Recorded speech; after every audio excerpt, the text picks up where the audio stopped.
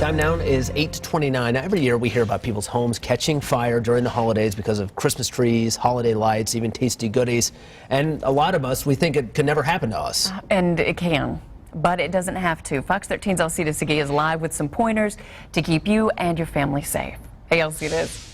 Good morning to you guys. Yeah, electrical fire seems to be something that a lot of local law enforcement agencies are responding to, especially at this time of year, because they're setting up their Christmas lights or putting out some outdoor lights as well. People just tend to put outdoor lights, outdoor outlets with indoor plugs, and it just, it just causes complications not only for the homeowner, but of course, I'm delaying here because Nicole's still putting on her gear. You got the full gear on right now. Okay, well, why not? Can you even hear me? I can hear you just fine. Okay. Good morning. All right. I think they can hear you too. All right. Thanks for being with us. I appreciate it. Thank you. All right. So what are we doing? We have the Christmas tree. This is obviously one that has not been hydrated, no water at all, and this is clearly a dead tree. Correct. We want to make sure that everyone does not do this Christmas season. We want to make sure that they are watering their tree, so that way it takes away the fire hazard. There's still sap in that tree, which is like a fuel to the flame, and we're going to light these little ones on fire just to show you how quickly they will go up. And we're going to light up the actual Christmas tree coming up at 9 o'clock, at 9:30 this morning. I keep moving it forward because I want it earlier in the show. No, I'm kidding. All right, so that's coming up at 9:30. Yep. But this is going to be the kind of preview. So this is a healthy limb, and this is limb. You can see because the bristles do not fall off. okay. It still has a good smell. The bristles are alive. When I do this, it doesn't fall off. With this one's dead. You can see that the bristles comes off very easily, but there's still sap in that. So the dryness plus the sap plus the heat from the lights or a short circuit because they've overloaded their outlets will cause this to light up. And that's what we're going to do right now. How many of these calls, I mean, does this happen often when people just overload outlets, or is it just more of Christmas trees that are dead and they just go up in flames? How does that work out? Both, but more for the outlets. Has it got this child safety?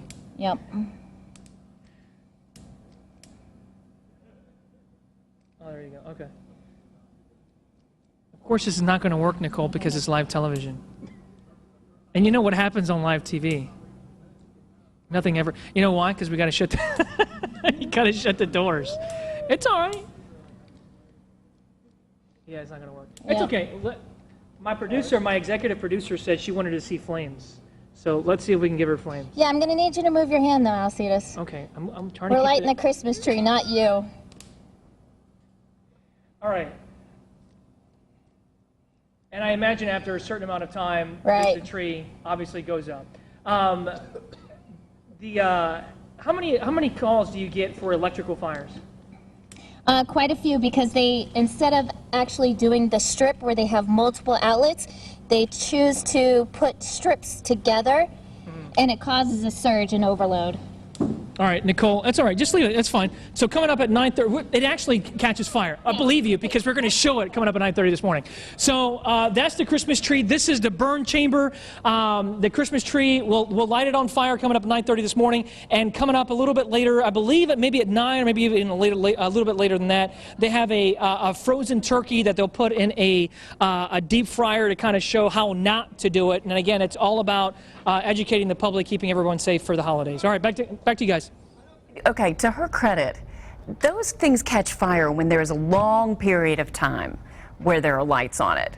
You know what I mean? Where there's a long period of time of heat. So, if she's trying to light it in a matter of seconds. That's exactly right. Exactly. The main reason was that if there's lights on there, if it's closer to a wall, those lights continue to create heat on that sap, and it's a lot easier to set on fire opposed to it just being dry and putting a lighter on it, or a flame on it. And again, coming up at 9:30 this morning, you'll actually see how it's done, because it's in the burn chamber. You got to take extra precaution when you're setting these things on fire. It's true. It's important to mention. Thank you, Alcides.